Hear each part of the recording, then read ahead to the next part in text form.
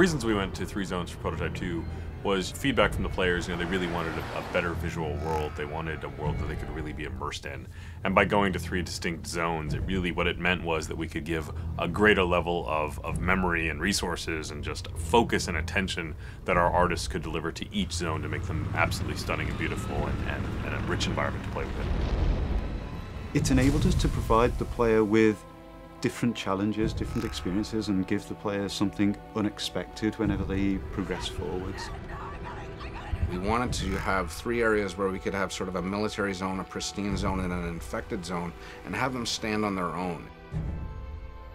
We really set out to have each zone have a very distinct emotion as you play through them, a different look and feel. When you go to the green zone, we wanted to make sure that you felt that the military was very much there, keeping the city streets safe and making the infection stay at bay. So you get a greater military population, you get less destroyed buildings, less papered over buildings. They tried to make it look pretty and nice. Our responsibility is sell the story, sell the mood and the feel of the location. So you will see lots of guys sitting on the sidewalks, leaning against the buildings, kind of hiding.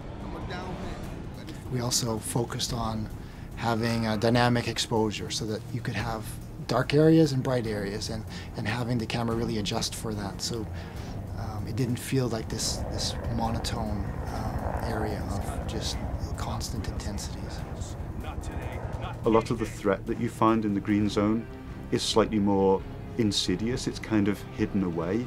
It's not as overt as in the yellow zone where there's military absolutely everywhere, but as you dig deeper into the green zone, you start to understand that it has its own set of secrets in there, which I'm not going to go into details in this particular conversation.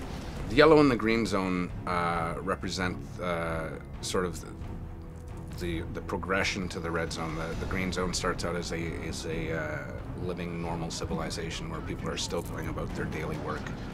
They're still doing their normal things. The yellow zone is more of a camp where things have gone wrong. They've moved people in, they've moved people out. It's a military quarantine zone. No one moves anywhere without moving through checkpoints. Your yellow zone, we really wanted that feeling of oppression. We really wanted that feeling of too many people crowded into a small space. We wanted to make you feel that Gentek is performing experiments on the human population.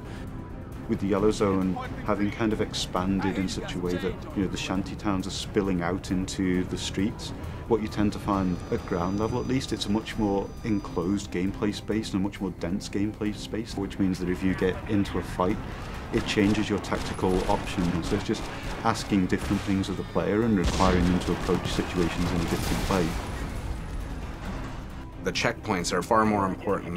The places where the military lineup meets the protesters is a far more interesting space than just a space that's completely filled with military or a place that's completely filled with infected. So as you go through each zone, you really will feel, this is the heart of darkness. This is sort of the safe zone. And this is kind of the, overcrowded, too many people. And even the people within that, the general population, you'll feel that what those people are feeling. When you get to the green zone, you've got people milling about much more naturally. And then when you get to the red zone, you're going to be hard-pressed to find just Joe civilian.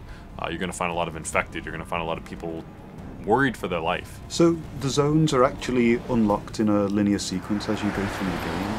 So you'll start out in the yellow zone, and then through the course of events you get dragged on into the next zone and then the zone after. But once you've unlocked any given zone, you're free to travel between them at will to complete any of the side missions or other content that you may not have finished there, or things that you want to go back to try and to improve your performance at, etc. Prototype 2 is still very much a completely open world game where you have total flexibility to go wherever you want and do whatever you want whenever you want.